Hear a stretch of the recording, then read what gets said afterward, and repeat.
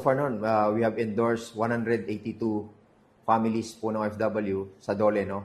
Para makapag-avail po nung tupad na yun, no?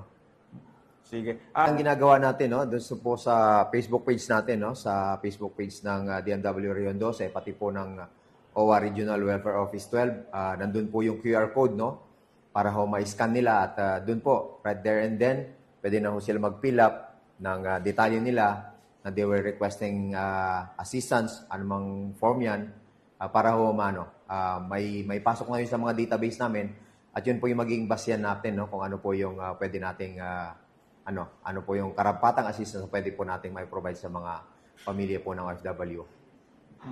Kung pwede natin sila mabigyan ng quick action fund, no? So, but then again, it may be too early for me to state that, no? Pero ang binabasyan kasi namin yung mga previous na salanta, no, sa Luzon, nagkaroon ng sakuna sa mga bagyo, ganun, ganun po yung immediate na pwede ho natin maibigay talaga. Quick